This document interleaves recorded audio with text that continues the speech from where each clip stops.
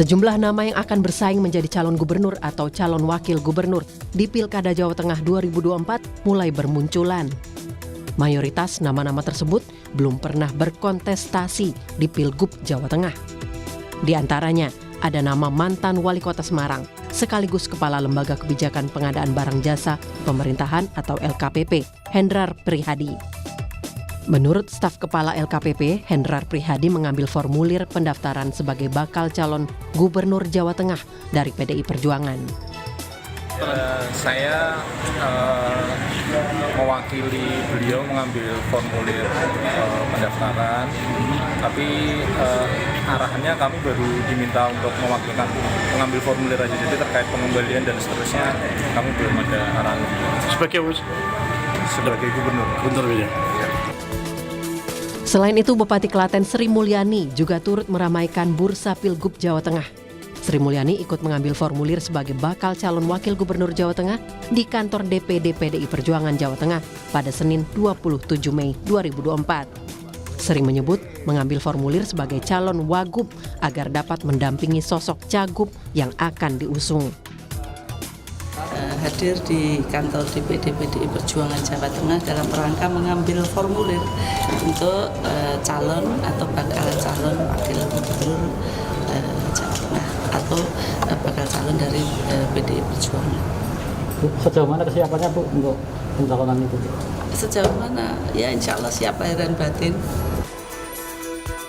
Kemudian ada sosok Kapolda Jawa Tengah Irjen Ahmad Lutfi. Spanduk dukungan terhadap Kapolda Jawa Tengah tersebut terus bermunculan di sejumlah daerah di Jawa Tengah. Ahmad Lutfi pun merespon soal banyaknya baliho yang bergambar wajahnya dan bernarasi maju Pilgub Jateng.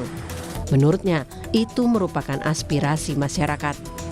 Alah, itu kan namanya spanduk kan aspirasi masyarakat. Yang jelas kita dinas, terkait doa dari Haji tadi kan mendoakan juga mengarah ke Jawa Tengah. Saya pengen kita didoakan ya, untuk polisi didoakan oleh masyarakat kita jadi polisi yang baik.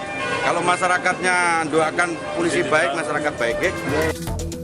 Selain nama-nama tersebut, masih ada nama Bupati Kendal, Diko Ganinduto, dan Ketua DPD Gerindra, Sudaryono. Diko disebut akan berpasangan dengan Raffi Ahmad untuk Pilgub Jawa Tengah. Sementara Sudaryono mulai belusukan ke permukiman warga untuk mencari dukungan. Sudaryono mengaku telah mendapat mandat langsung dari Ketua Umum Gerindra Prabowo Subianto. Lalu, apakah nama-nama tersebut akan menjadi debut yang gemilang di Pilkada Jawa Tengah? Kita tunggu saja. Tim Liputan Kompas TV. Sementara itu, Saudara, Lembaga Survei Parameter Politik Indonesia merilis hasil survei simulasi 3 pasangan calon Pilkada Jawa Tengah 2024. Orang pertama yang paling populer adalah Taj Yassin Maimun yang mendampingi Ganjar pada Pilgub sebelumnya dengan 52,1%. Disusul mantan Wali Kota Semarang Hendrar Prihadi 40% dan Bupati Kendal Diko Ganinduto dengan popularitas 38,1%. Selain itu ada Muhammad Yusuf Kudori atau lebih dikenal dengan sebutan Gus Yusuf, Ketua DPW Partai Kebangkitan Bangsa Jawa Tengah ini meraup suara responden sebesar 30,7%. Kemudian dari PDI Perjuangan, politisi senior Bambang Wuryanto atau yang dikenal dengan Bambang Pacul sebesar 29,5% dan Kapolda Jawa Tengah Inspektur Jenderal Ahmad Lutfi dengan tingkat kepopuleran 28,3%.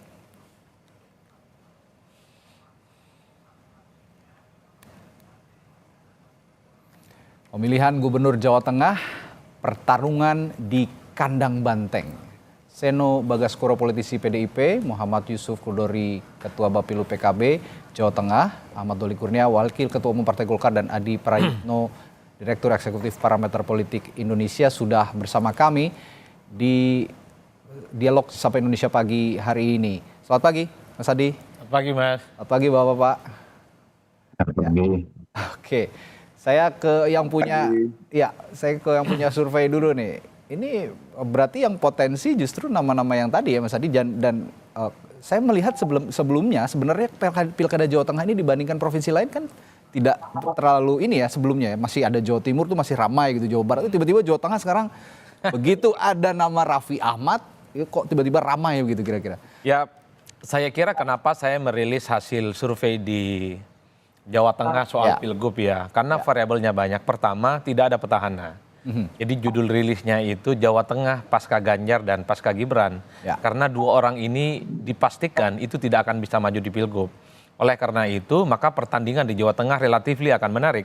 Karena tidak ada petahana dan kemungkinan besar yang akan bertanding di 2024 itu adalah mereka yang baru pertama kalinya sebagai calon gubernur khususnya.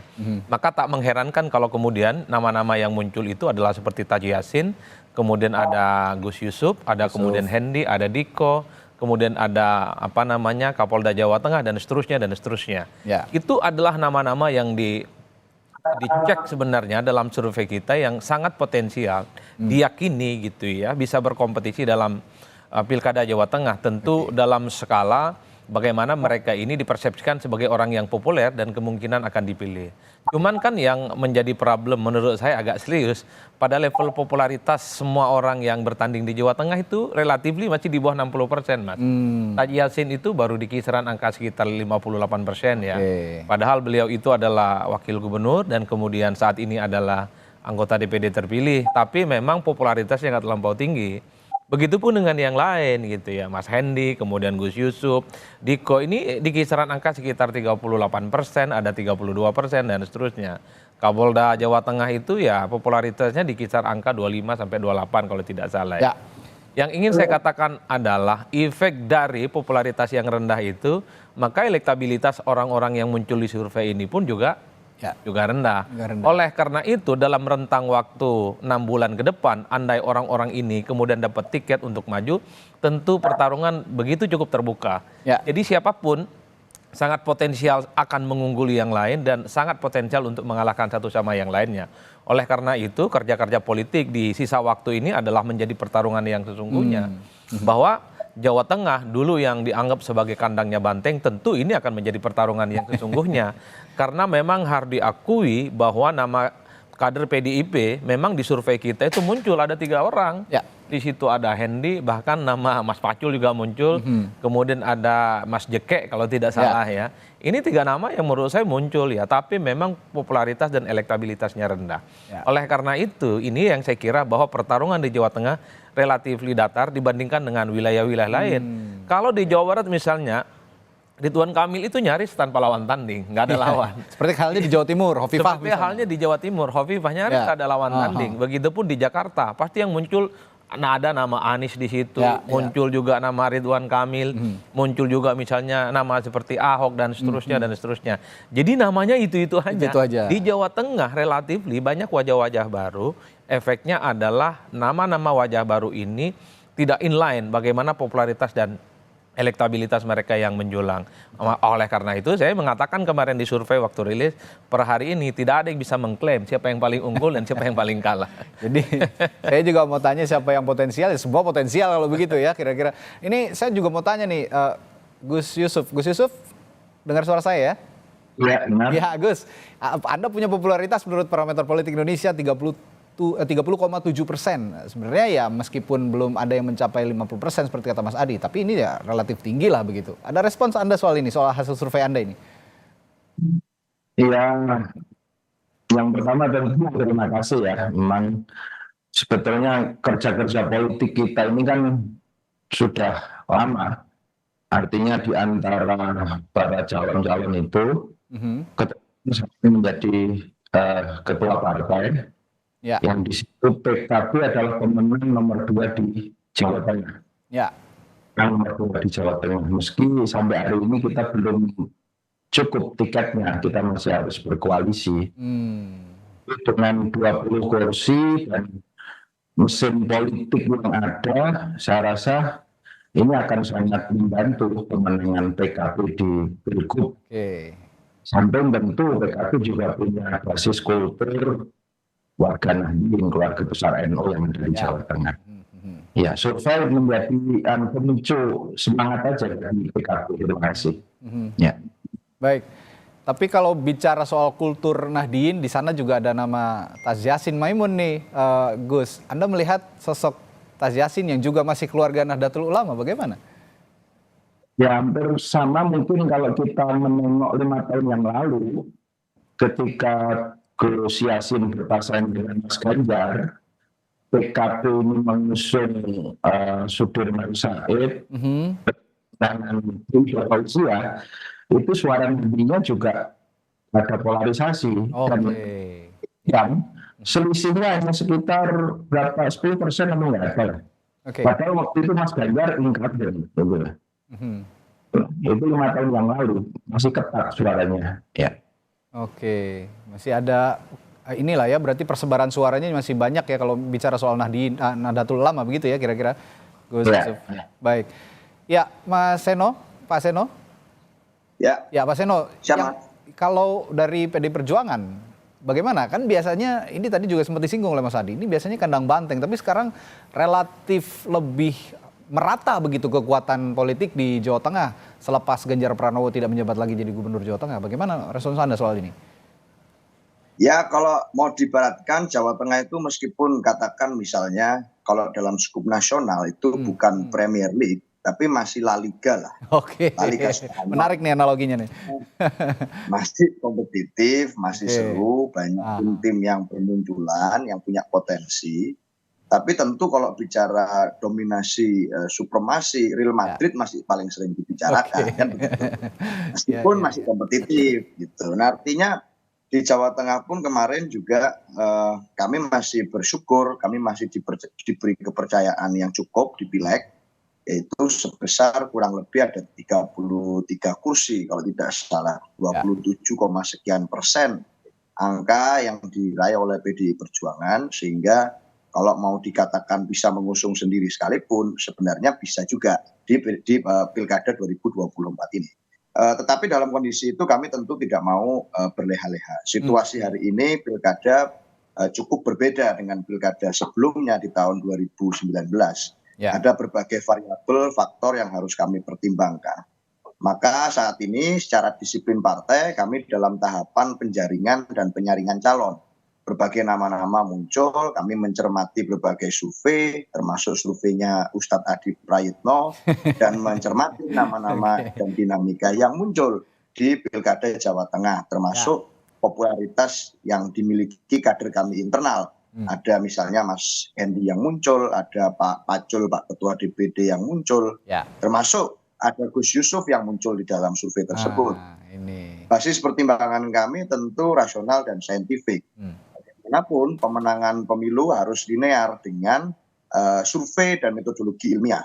Di saat yang sama kami punya beban sejarah. Secara historis PDI Perjuangan selalu menjadi diidentikan dengan Jawa Tengah. 2 kali berturut-turut misalnya Mas Ganjar Pranowo terpilih menjadi gubernur di Jawa Tengah dan kemudian menjadi capres kami di Pilpres yang lalu. Jadi beban historis kami itu cukup berat di Jawa Tengah. Artinya kami mendapatkan kepercayaan rakyat berkali-kali dan kami mengharapkan di Pilkada besok kami tidak kemudian kehilangan kepercayaan itu dari masyarakat Jawa Tengah. Tentu kalau melihat pola banyak kemungkinan yang bisa dilakukan PDI Perjuangan, Mas.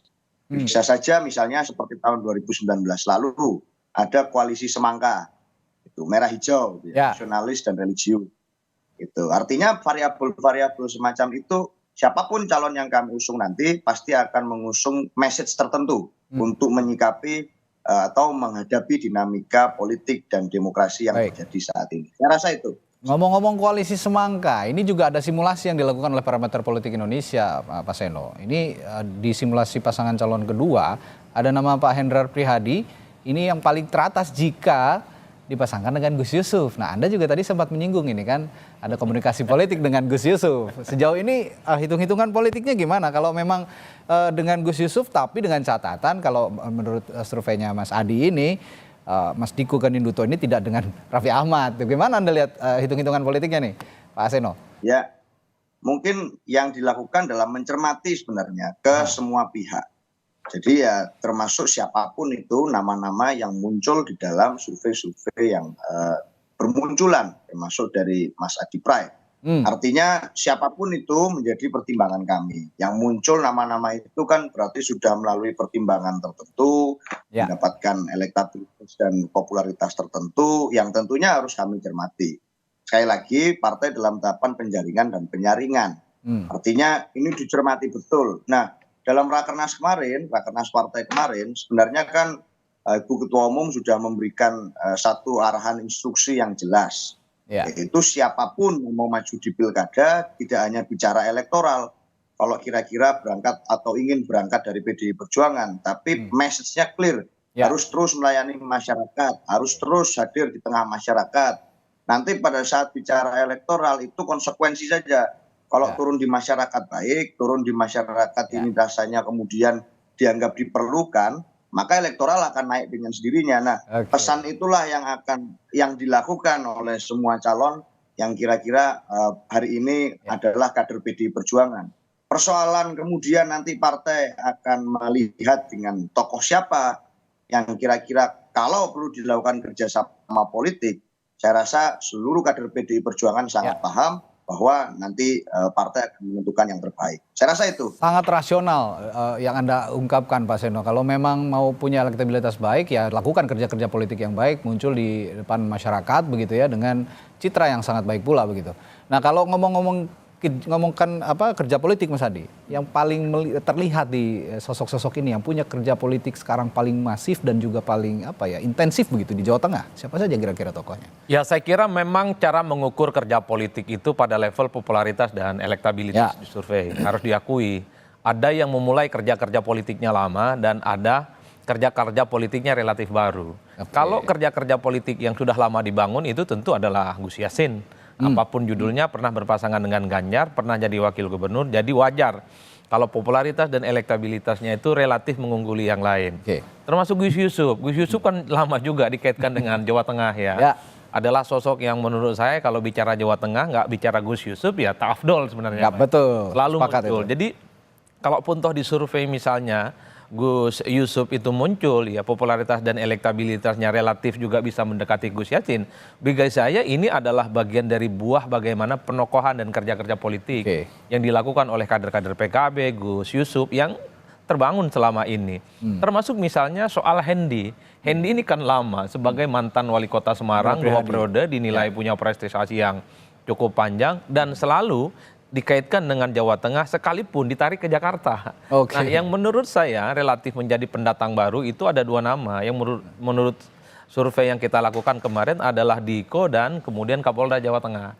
Apapun judulnya, 3 minggu, 4 minggu belakangan ini orang tak pernah berhenti bicara tentang Diko karena ada faktor Raffi Ahmad di situ. Ini yang saya tanyakan nanti. Kemana-mana kan bersama dengan Raffi Ahmad. Artinya apa? Ada faedah elektoral yang bisa didapatkan oleh Bupati Kendal yang kemudian secara perlahan membuat Diko itu menjadi spotlight pembicaraan soal kemungkinan maju di Jawa Tengah. Karena di survei secara popularitas dan elektabilitasnya sudah mulai masuk 4 besar. Begitupun dengan Kapolda Jawa Tengah, Pak Ahmad Yusuf Pak Ahmad Lutfi maksud saya, itu adalah nama yang sebenarnya baru-baru ini aja diperbincangkan.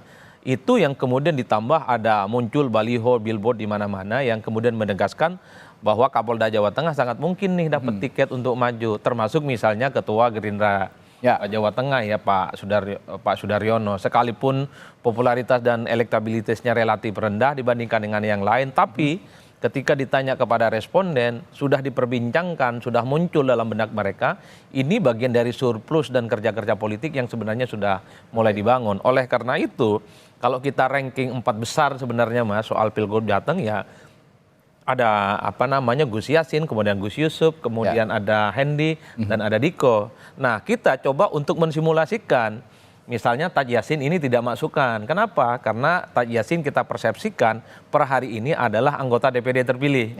Rasa-rasanya anggota DPD itu akan jauh lebih dipilih ketimbang maju Jawa Tengah. Kalau dihilangkan variabel Gus Yassinnya, 3 nama besar ya. Ada Hendi, ada Gus Yusuf, kemudian ada Diko. Nah, itu yang kemudian saya sebut 3 besar. Ini variabel survei. Tapi kan dalam pilkada kita tidak bisa menutup mata. Ini soal tiket untuk maju itu penting. Makanya tadi PKB ya kalau mau jujur katanya bisa maju sendiri. Gitu kan? Bisa maju sendiri. Mas Seno ini. Dan PKB juga kita tahu adalah basisnya juga gak kuat di Jawa Tengah. Dan selalu mendelegasikan kader-kader terbaiknya untuk bertanding. Waktu Pilgub Jawa Tengah beberapa waktu yang lalu, Bu Ida Fauzia bisa bersandingan dengan Pak Sudirman Said, sekalipun kalah, tapi yang jelas memberikan perlawanan yang cukup sengit ya terhadap Ganjar dan Gus Yassin saat itu. Menarik Jawa Tengah, pertarungannya datar, tidak ada yang terlampau dominan, kerja politik 6 bulan ke depan akan menjadi penentu soal siapa sebenarnya yang akan memenangkan pertarungan. Karena bagi saya, Pilgub itu adalah pemilihan kepala daerah secara langsung tanpa melalui warna-warna partai apapun. Karenanya yang menarik dari Jawa Tengah itu akan menjadi pertaruhan apakah akan terus menjadi kandang banteng ataupun tidak. Tapi yang saya tertarik juga tadi pernyataan Mas Hadi, ada spotlight yang dicuri dalam tanda kutip oleh Diko Ganinduto dengan menggandeng Raffi Ahmad. Saya akan tanyakan ini ke Gus Yassin. Gus, sebelumnya Jawa Tengah ini ya Gus Yusuf. Sebelumnya Jawa Tengah ini ada Gus Yusuf, Gus Yassin dan juga Pak Hendy ya, Pak Hendardi. Ini nama-namanya di situ. Ketika ya saya boleh katakan Diko ini ya barulah gitu ya, baru muncul ketika ada Raffi Ahmad begitu yang digandeng oleh Diko. Ini boleh dikatakan kalau istilahnya stole the spotlight gitu untuk Gus Yusuf, Gus Yassin dan juga Pak Hendardi. Saya akan tanyakan ke Gus Yusuf juga, bagaimana stall back the spotlight gitu kira-kira untuk kompetisi yang akan dihadapi di Pilkada Jawa Tengah yang sekarang dicuri oleh dalam tanda kutip oleh Diko Ganinduto. Tapi jangan dijawab dulu Gus. Ini saya harus iklan dulu sebentar, jeda dulu ya Gus ya. Nanti setelah jeda saya akan tanyakan ke Gus Yusuf. Tetaplah bersama kami di Sapa Indonesia Pagi. Ya saudara, nama Diko Ganinduto ini kalau saya bilang tadi sebelum jeda itu stole the spotlight di kancah ataupun bursa calon di Pilkada Jawa Tengah. Sebelumnya yang beredar kan nama-nama seperti Gus Yusuf, Gus Yassin, lalu juga Pak Hendardi begitu ya. Tapi sekarang Diko ini mencuri perhatian, mencuri spotlight publik dengan menggandeng ya, berencana menggandeng Raffi Ahmad untuk jadi wakilnya. Saya tanya ke Gus Yusuf nih, Gus, untuk still back the spotlight gitu dari PKB, ada upayanya nggak? Karena memang spotlight itu mau tidak mau penting untuk tadi kerja-kerja politik yang dilakukan untuk dalam rangka pemenangan pilkada, Gus. Iya, kita sangat menyadari bahwa peran media hari ini menjadi sangat penting juga tadi berbagai upaya-upaya kreatif dari para calon untuk mencuri perhatian. Tapi menurut saya tidak sebatas popularitas, ini memang juga harus mesin politik. Nanti ketika kita sudah masuk di kertas suara, tinggal mesin politik yang akan berbicara di lapangan.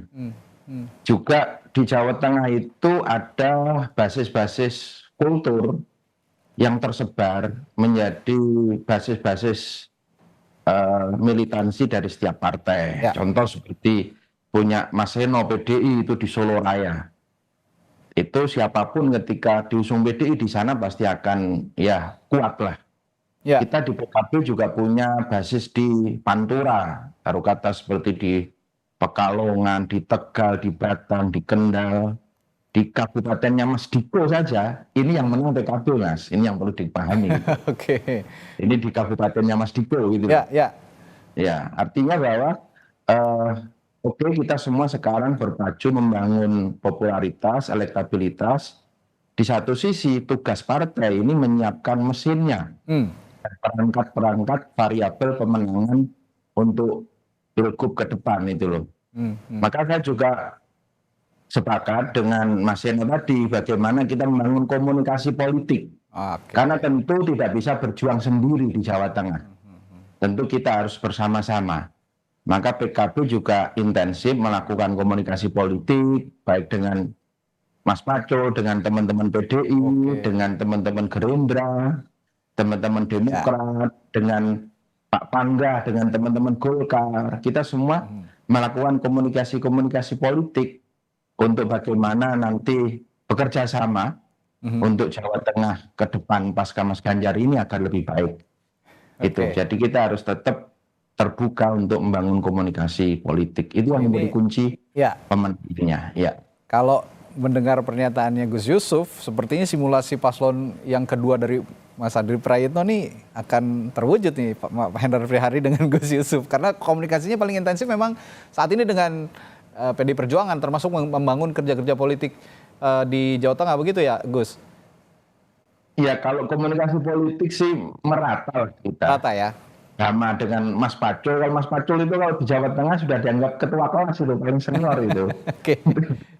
Kita juga dengan Mas Daryono itu juga intensif, dengan teman-teman Golkar. Kita semua merata, tinggal nanti bagaimana, karena Jawa Tengah sendiri tentu ini menjadi perhatian di tingkat nasional. Ya. Maka kita yang di Jawa Tengah ini kan hanya memberikan gambaran bagaimana peta situasi di daerah. Oke. Keputusan kan tetap di DPP masing-masing kan. Baik. Untuk mengambil keputusannya. Kita hanya berupaya, berikhtiar, dan memberikan gambaran. Nanti keputusan DPP kita masing-masing seperti apa, itu yang akan menjadi pijakan dari kader-kader di Jawa Tengah. Ya. Ini pagi hari ini juga sudah ada Wakil Ketua Umum Partai Golkar, Pak Ahmad Doli Kurnia. Pagi Pak Doli. Pagi. Ya. Assalamualaikum warahmatullahi wabarakatuh. Pak Doli, ini ngomongin soal kader Anda juga nih di Jawa Tengah. Ada nama Diko Ganinduto yang belakangan tadi saya katakan dengan istilah stole the spotlight untuk bursa calon di Jawa Tengah. Tapi tadi Gus Yusuf mengatakan tidak selamanya popularitas itu linear dengan kemenangan begitu untuk kerja-kerja politik. Perlu juga ada mesin politik dan basis kultur yang kuat. Untuk Partai Golkar sendiri basis kultur dan mesin politik yang disiapkan, kalau bicara basis kultur sepertinya juga tidak sekuat PD Perjuangan dan PKB. Bagaimana Anda merespons ini, Pak Doli? Ya sebenarnya kalau menghadapi pilkada ini kan berbeda ya dengan pilpres, berbeda dengan pileg gitu ya. Nah yang paling penting pertama kan variabel utama itu soal tokohnya ya. Apakah orang yang kita rekomendasikan itu punya ketokohan yang kuat atau tidak ya. Punya akseptabilitas atau tidak di daerah itu gitu. Dan itu kan kemudian nanti bisa kita ukur diuji dengan survei ya, memang dimulai dari popularitas. Tidak mungkin orang bisa mendapat dukungan ya elektabilitasnya baik kalau tidak punya popularitas dulu gitu. Ya. Nah, jadi saya kira sekarang memang waktunya lah tokoh-tokoh siapa saja ya untuk yang sudah memang populer itu makin menguatkan, itu dikonversi menjadi elektabilitas. Nah, yang baru mulai ya tentu harus meningkatkan popularitasnya dulu. Nah yang kedua adalah variabel dukungan instrumen politik ya, itu yang tadi mungkin sering disinggung soal bagaimana tokoh itu juga tidak mungkin bisa menang kalau tidak didukung oleh instrumen politik. Ya. Di kita ini adalah partai-partai politik ya, didukung oleh sebuah partai politik atau gabungan partai politik. Nah ini yang juga tentu kemudian harus dibangun ya, komunikasi politik antar partai politik yang mau mengusung tokoh itu. Nah Golkar dalam hal ini tentu kami memahami situasi di Jawa Tengah ya, tentu membuka diri. Dan saya tadi betul kami juga meminta supaya ketua DPD kami Saudara Pangga dan semua jaringan itu berkomunikasi dengan ketua-ketua partai politik di Jawa Tengah ya, supaya kita memang pada akhirnya bersama atau tidak bersama yang paling penting kan menciptakan situasi kondusif dalam pilkada besok dan kemudian menerima siapapun yang nanti akan dipilih ya akhirnya oleh rakyat. Kemudian yang ketiga tentu ya kita tidak bisa menafikan ya situasi sosial budaya kultur di daerah basis itu. kultur ya. Nah, ya itu kan menjadi bagian pemetaan kita ya. Pemetaan di mana daerah-daerah yang mungkin kita harus lebih intensif membangun komunikasi, melakukan pendekatan sesuai dengan kultur yang berkembang di daerah masing-masing. Ya tadi Gus Yusuf juga sudah sedikit banyak membedah ya. Ke Jawa Tengah itu kan tentu beda ya, utara, selatan, timur, barat itu beda-beda tentu itu. Dan pendekatan kulturalnya juga masing-masing berbeda. Nah memang kemarin pileg dan pilpres itu menjadi semacam simulasi ya, begitu. Buat pilkada simulasi juga dalam kaitan membangun kultur itu ya. Jadi pendekatan yang dilakukan pada saat pileg kemarin dan pilpres mungkin bisa juga menjadi bahan evaluasi pendekatan tepat atau tidak dalam menghadapi pilkada. Walaupun sekali lagi saya katakan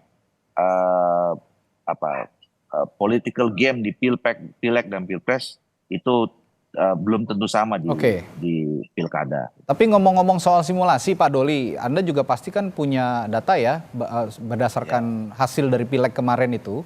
Ini kan Jawa Tengah dalam konteks kita bicara pagi ini biasanya dikatakan kandang banteng gitu.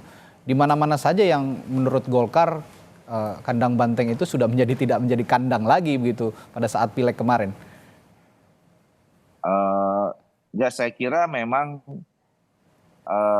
pileg kemarin itu memberikan gambaran ya secara umum. Mungkin ada di beberapa daerah terjadi perubahan-perubahan gitu ya. Tapi saya kira jangankan ke pilkada ya, antara pilpres dan pileg saja saya kira itu juga cukup berbeda ya. Banyak juga daerah-daerah yang kita lihat kemarin itu ya. Di pileg itu memang berbasis pada kekuatan partai politik tertentu gitu. Tapi dalam pilpres juga dia bisa berbeda ya pilihannya gitu. Atau juga sebaliknya gitu.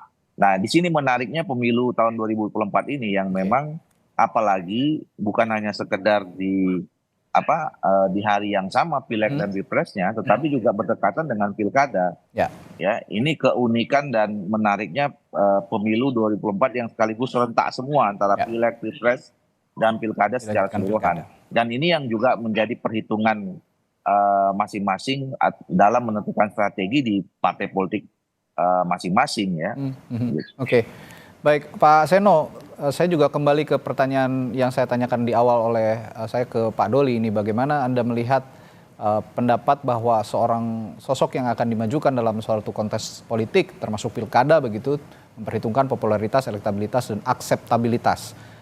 Menurut Anda kalau tadi saya bertanya ke Gus Yusuf, itu kan popularitas tidak selamanya linear dan kemenangan, harus juga perlu kerja-kerja politik. Sedangkan Pak Doli tadi mengatakan kalau popularitas justru punya peran penting untuk pemenangan. Kalau menurut Anda dari PDI Perjuangan sendiri di Jawa Tengah, bagaimana kira-kira? Ya, tentu semua itu jadi pertimbangan kami, Mas. Makanya saya sampaikan tadi di awal bahwa cara terbaik untuk kemudian membaca sebuah pergerakan dalam konteks peta pilkada tentu adalah membaca hasil metode saintifik, membaca survei. Harus banyak diskusi dengan Ustadz Adi Pray, dengan kemudian mereka yang punya pakaran dalam melihat konteks ini secara ilmiah. Dan kami selama ini juga terbiasa untuk mendorong kader-kader yang misalnya punya rekam jejak baik. Katakan 2 periode yang lalu Mas Ganjar Pranowo yang kita ajukan di Jawa Tengah itu juga sangat moncer di DPR RI. Selain kemudian punya pengalaman panjang di internal partai. Nama-nama yang kemudian muncul hari ini pun di pilkada manapun di seluruh Indonesia, kalau dari kader internal PDI Perjuangan juga bisa di-track rekam jejaknya selama ini bagaimana kompetensinya dalam memimpin daerah, misalnya sebelumnya pernah menjadi kepala daerah, atau kiprahnya selama menjadi legislator. Saya rasa itu semua punya track record panjang yang bisa dicek. Apalagi hari ini kami juga punya incumbent di Jawa Tengah yang 2 periode terakhir memimpin Jawa Tengah. Dan sudah disampaikan di dalam internal partai bahwa Mas Ganjar Pranowo juga akan ikut turun gunung untuk mengendorse dan melakukan kampanye politik, kerja-kerja konsolidasi bagi pilkada Jawa Tengah nanti, bagi kader yang atau calon yang diusung oleh PDI Perjuangan. Jadi saya rasa selain bicara popularitas, elektabilitas dan akseptabilitas, kami juga memprioritaskan bagaimana dan apa saja prestasi yang pernah dilakukan oleh kader-kader yang nanti akan direkomendasi di dalam Pilkada 2024. Cari yang senior, saya rasa PDI Perjuangan ada banyak nama yang bisa disebut. Cari tokoh-tokoh muda yang kemudian dapat kemudian memimpin suatu daerah, saya rasa PDI Perjuangan juga punya stoknya. Tinggal saya rasa nanti bagaimana komposisi nama-nama tersebut yang hari ini muncul di media itu bisa dimaksimalkan lagi. Karena sekali lagi saya rasa pilpres, pileg dan pilkada punya logikanya masing-masing. Peta kerjasama politiknya pun bisa berbeda-beda.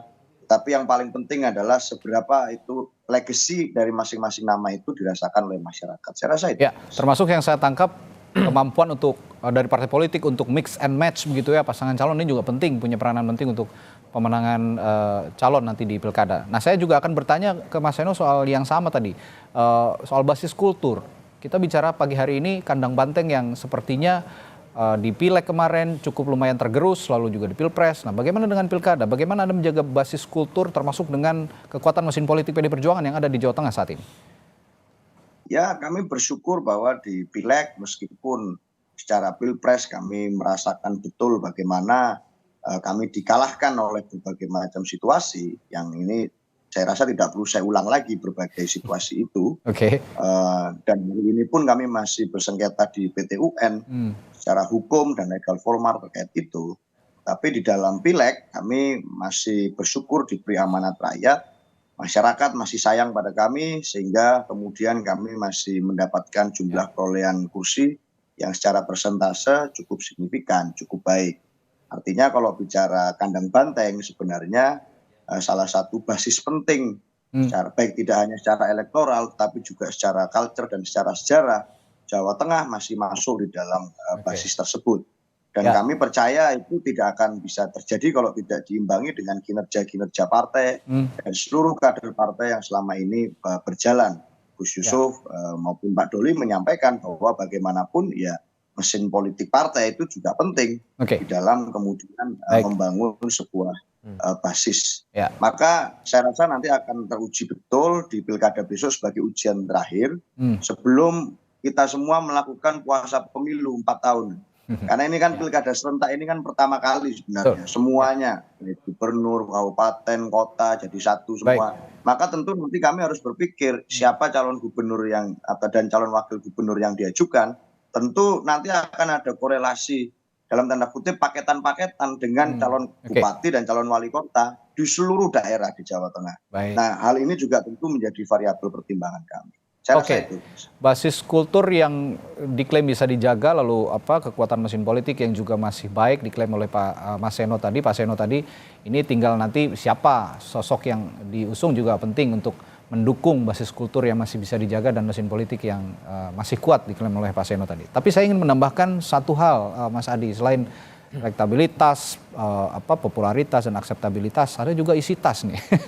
Kekuatan finansial dari masing-masing partai politik juga penting dan kekuatan siapa yang berada di balik calon itu. Kalau di Jawa Tengah, menurut Anda siapa yang bisa berinvestasi politik yang rasional untuk bisa memenangkan pertarungan di Jawa Tengah? Ya, saya kira memang kalau soal isi tas ya, sebut saja itu soal politik uang. Hampir semua basis pemilih kita di semua provinsi, kabupaten dan kota itu cukup permisif dan dianggap sebagai sebuah permakluman. Betul. Bahkan itu sesuatu hal yang harus dilakukan oleh seorang calon.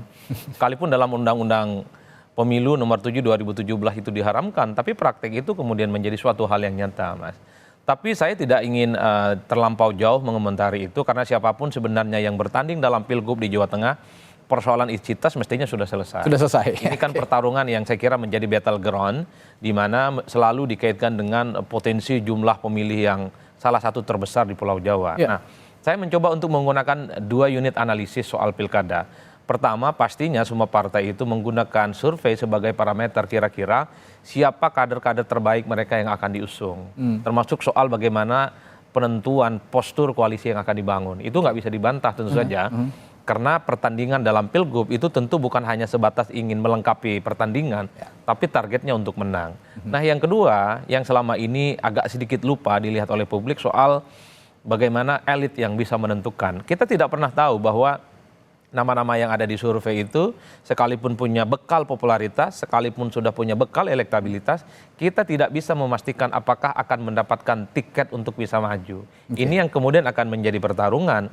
Kenapa? Karena per hari ini ada kecenderungan partai-partai koalisi di Pilpres itu berusaha untuk terus mempertahankan koalisinya ini tetap berpermanen di sejumlah wilayah-wilayah tertentu, terutama wilayah-wilayah yang dianggap kunci dan menjadi penting. Oleh karena itu, tiket ini adalah sebagai satu guidance apakah orang yang sudah punya popularitas dan elektabilitas dia bisa maju ataupun tidak. Karena dalam praktiknya begitu banyak nama-nama orang yang menurut survei kelihatan hebat dan kelihatan mantap tapi tidak bisa dapat tiket. Kan itu sama saja membuat kenapa Nah, pertarungan yang saya sebut di Jawa Tengah ini masih cukup menarik ya, karena variabel 2 itu, Mas. Tapi overall yang saya katakan bahwa sekalipun Jawa Tengah selalu disebut sebagai kandang banteng, ini menariknya tak ada petahana dan nama-nama yang muncul relatif kompetitif semuanya. Ada nama-nama yang menurut saya disebut sebagai debutan itu tadi. Ada Diko, ada kemudian Kapolda Jawa Tengah, yang saya kira tentu akan turut mendinamisasi bagaimana pertarungan yang akan datang. Inilah yang saya kira kita tinggal lihat nih. Kan 3 bulan lagi pendaftaran. Kapan sebenarnya, dan akan kita lihat siapa yang sebenarnya partai-partai akan mengusung jagoan mereka yang akan diusung. Mungkin juga yang ada di survei ini nggak dimajukan. Dan itu juga akan mempengaruhi konfigurasi politik. Nah, ngomong-ngomong soal konfigurasi, ngomong-ngomong soal waktu yang juga tidak lama lagi sebenarnya ya. 3 bulan kemudian akan pendaftaran dan 6 bulan lagi langsung pilkada serentak, termasuk di Jawa Tengah. Kapan kira-kira hasil survei ataupun elektabilitas yang tampak di hasil survei ini bisa stabil gitu, tampak di muka publik bahwa inilah calon-calon yang sangat potensial untuk diusung di Jawa Tengah? Survei itu kan sebenarnya adalah potret mutakhir terkait dengan bagaimana suasana kebatinan pemilih. Potret hari ini itu bisa berbeda dengan bulan depan bisa berbeda dengan bulan selanjutnya.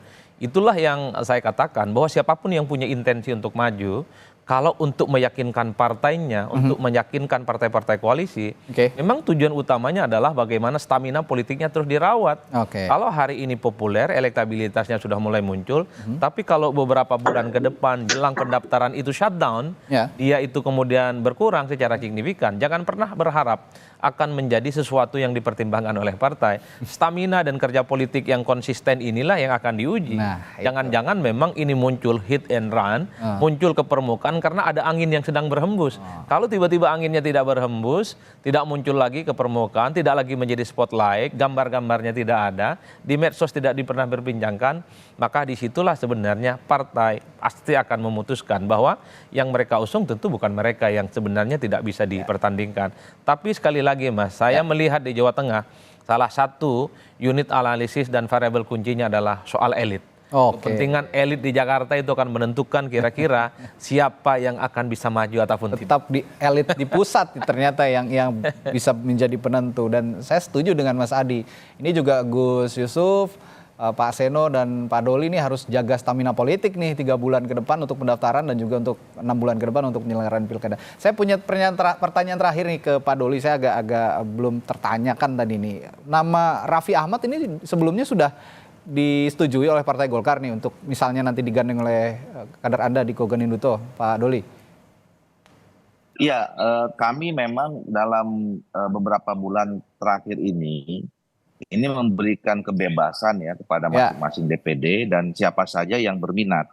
Jadi kami membuka diri ya, termasuk saudara Raffi itu, karena dia berkomunikasi dengan saudara Diko, kemudian ya menunjukkan ke publik mereka bersama gitu ya, menunjukkan intensitasnya gitu di Jawa Tengah.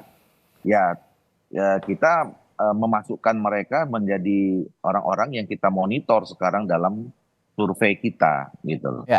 Nah jadi dan memang saudara Raffi ini selama ini memang punya komunikasi yang bagus juga dengan kita, dengan Golkar gitu ya. Termasuk dengan Kim kayaknya kalau Mas Raffi ini ya, dengan Koalisi Indonesia Maju juga baik komunikasinya. Apalagi Kim ya, apalagi Kim.